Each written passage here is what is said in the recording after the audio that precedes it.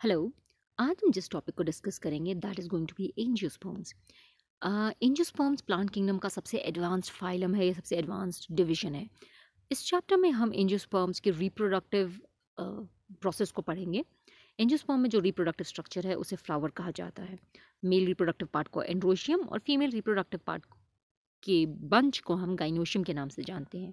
Main plant body angiosperm में sporophytic होती है, यानी कि diploid.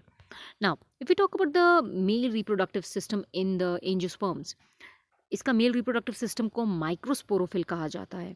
Microsporophyll means a leaf that forms microspores. इसे स्टेमन के नाम से भी जाना जाता है, लाइक दिस।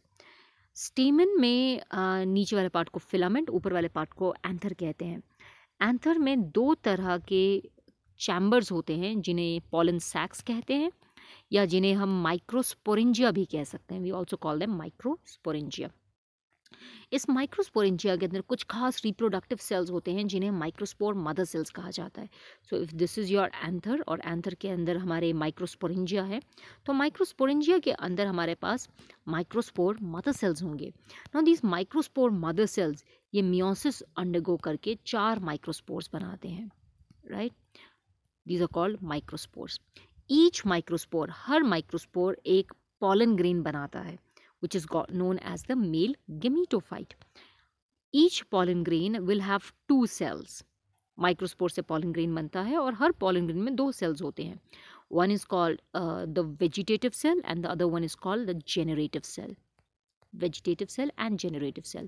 हमारा जो generative cell है वो 2 male gametes फॉर्म करेगा जो रिप्रोडक्शन में मदद करेंगे, और जो हमारा वेजिटेटिव सेल है वो पॉलन ट्यूब बनाता है। यानी जब पॉलन पौधे पे गिरेगा, दिस इज अ पॉलन, ये फीमेल पार्ट पे गिरेगा तो वो एक ट्यूब फॉर्म करता है which is known as the pollen tube, and ये पॉलन ट्यूब वेजिटेटिव सेल बनाता है। ये माइक्रोस्पोर्स यानी कि male gamete female reproductive part में पॉलिनेशन के थ्रू ट्रांसफर होते हैं।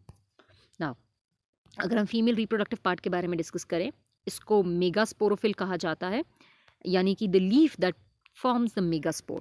इसमें इसको पिस्टिल या कार्पिल के नाम से भी जानते हैं। It has a stigma, a style and ovary, और ओवरी के अंदर एक रिप्रोडक्टिव टिश्यू होता है जिसे हम कहते हैं मेगास्पोरेंजियम, या जिसे हम ओव्यूल के नाम से भी जानते हैं। द मेगास्पोरेंजियम और द ओव्यूल, इसमें प्रोटेक्टिव टिश्यू होते हैं जिन्हें हम इंटेग्यूमेंट्स कहते हैं। This is the integument, this is the protective tissue. एक न्यूट्रिटिव टिश्यू होता है जिसे हम न्यूसिलस कहते हैं। ये ग्रीन कलर का हमारा न्यूसिलस हो गया। न्यूसिलस का कोई भी एक सेल हमारा मेगास्पोर मदर सेल फॉर्म करता है। Now this megaspore mother cell ये मियोसिस अंडरगो करके हमारे लिए 4 मेगास्पोर्स बनाएगा, जिसमें से 3 मर जाएंगे और एक मेगास्पोर सरवाइव करता है। जो मेगास्पोर सरवाइव करता है वो मियोसिस अंडरगो करता है। First meiotic division, second meiotic division, third meiotic division, mitotic division, I am sorry, and fourth mitotic division. 4 mitotic division करने के बाद इसमें 8 सेल्स बन जाते हैं। ये 8 सेल इस तरह से अरेंज होते हैं, 2 सेल नीचे, 3 सेल ऊपर, और बीच में एक सेल जिसमें 2 न्यूक्लियस है, और यहाँ पर सबसे नीचे एक फीमेल एग। इस स्ट्रक्चर को हम फीमेल गेमीटोफाइट कहते हैं, या हम इसे एम्ब्रियो सैक के नाम से भी जानते हैं। We also call it embryo sac और the female gametophyte. Now if you talk about the embryo sac और द फीमेल गेमीटोफाइट, हमारे पास नीचे 2 सिनेजिड्स होते हैं जो फूड एब्जॉर्ब करेंगे, और एक एग होगा। सेंटर में एक सेल है, सेंट्रल सेल, जिसमें 2 न्यूक्लियस हैं जिन्हें हम पोलर न्यूक्लियाई के नाम से जानते हैं। टॉप पे 3 एंटीपोडल सेल्स हैं जिनका फंक्शन अननोन है, and this structure is known as the embryo sac or the female gametophyte. It has 2 synergids जो food provide करेंगे, central cell जिसमें 2 polar nuclei हैं जो later on food form करेंगे, which is known as the endosperm. Egg will form the zygote, and antipodal cell का कोई known function नहीं है।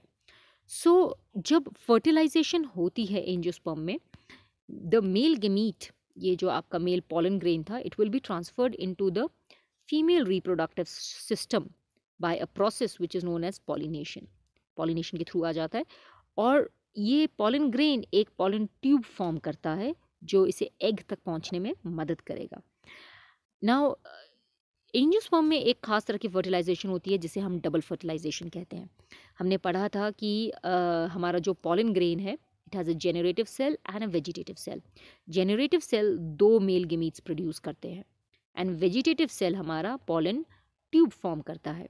The first male gamete will fuse with the egg to form the zygote. The second male gamete will fuse with the central cell to form polar endospermic nucleus. क्योंकि इसमें दो तरह की fertilisation होती है, therefore we call it double fertilization. पहला male gamete egg के साथ फ्यूज करके डिप्लॉयड जाइगोट बनाता है, इसको हम जेनरेटिव फर्टिलाइजेशन कहते हैं। Second male gamete polar nuclei के साथ फॉर्म कंबाइन करके पोलर एंडोस्पर्मिक न्यूक्लियस बनाता है, इसको हम वेजिटेटिव फर्टिलाइजेशन कहते हैं। ठीक है, और बाद में सब कुछ सिनर्जिड एंटीपोडल डीजेनरेट करते हैं, ओवरी फ्रूट बनाएगी हमारी और ओव्यूल सीड बनाएगी। तो इसके साथ हमारा टॉपिक कंप्लीट हुआ। Thank you.